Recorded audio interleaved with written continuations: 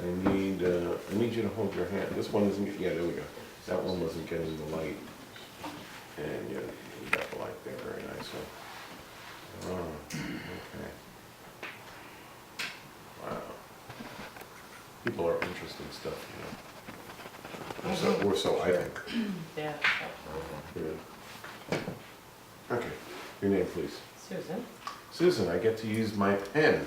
It's been sitting there lonely, waiting to be used. Take a look over here, Susan. Do you see that little formation over here? Yes. Do you see what I'm talking about? You have this Parallelogram. yeah, a parallelogram. I was going to go elliptical, but I think you're more accurate. It's underneath the ring finger all the way over there. That's a big deal marker. It's one of the search for place markers. And my name for that is the tuba flute syndrome.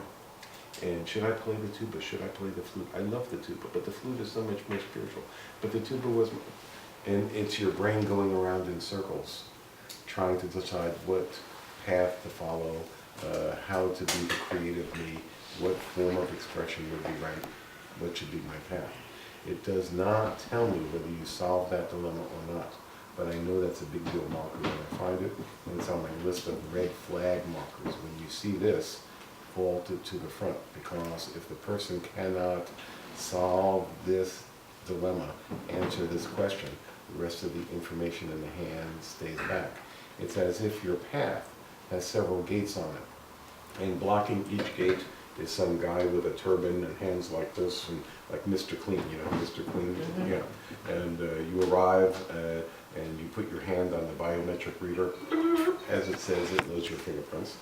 And then there's a question asked of you. Have you found a clear directive that is creative, that you can stick with and consistently follow that path over a lengthy period of time, not just for like a few years or so, but that's it, you've settled it, and you're a tuba player, you're a flute player, or you're some other type of deal. If you can answer that in the affirmative, the gate opens and you get to move forward on your path. If you can't answer that, most of your life purpose path does not become available to you. It's not your life purpose to do that. It's that this is a requirement, and there's probably several others that I haven't seen. Once I find a gate-ish type of hand where there's at least one gate, you got to answer this question, develop this skill. And for those people, they need several different pieces before they could do the bigger thing that they came to do. But most of their work is about gathering the pieces that they need. And the first one that shows up, and I already saw the second one, which is more difficult than this one. You know, the gates get tougher. Maybe you think they should get easier because you did so much work to get past the first one, and they get tougher. Okay, so the first one was what I call the tuba flute syndrome. Have you passed that exam yet?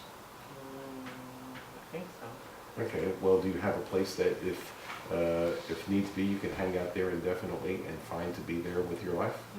Yeah. And do you have a creativity that you bring out that is appreciated by the world? I think so. That's passing the tuba flute syndrome. Okay. Okay. There's a part of it, so, relationships. Are you in a relationship? Okay. There's a part of you that clicks out emotionally.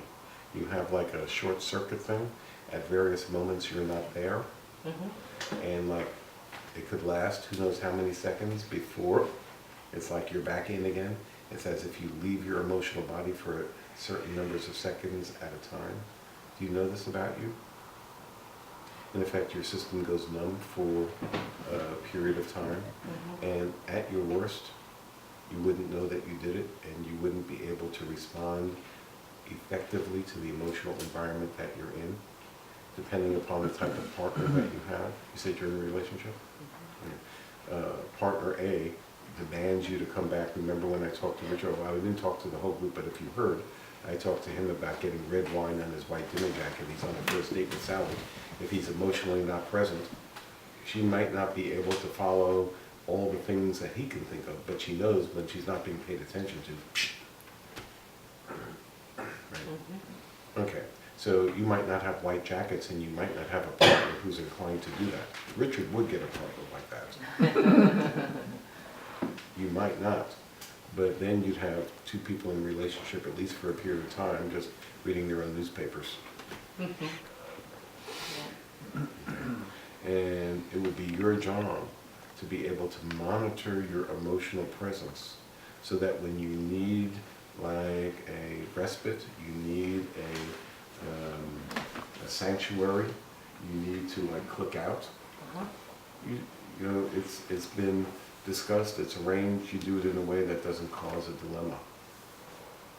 Okay. And then you go watch Mickey Mouse cartoons for 2 hours, or whatever you need to do for the rest of your batteries to recharge without having to emotionally interact Mhm. and without damaging any interaction with others because of your Mickey Mouse need.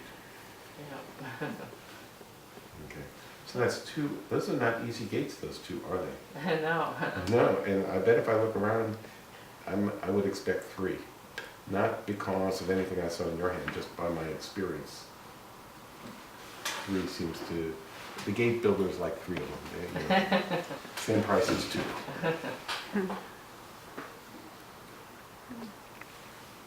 By the way, can you see the relationship between gate 1 and gate 2? You can be only a limited flute player if you're out of your emotional body. You could be Right. technically proficient, but it's not the same. Mhm.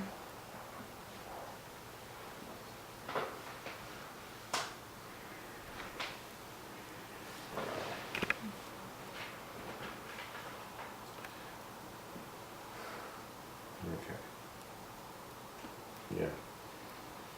Yeah, I could just leave what I said alone.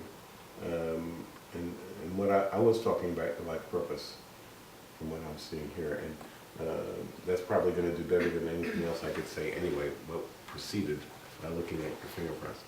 But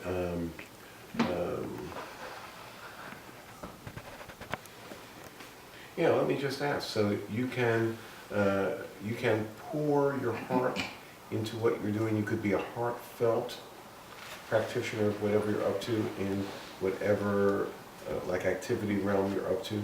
And if that's not easy for somebody with the markers I saw or the fingerprints you have either. And if you can gain a certain emotional safety on it, you're in really good shape. Okay. It is safe to feel and express.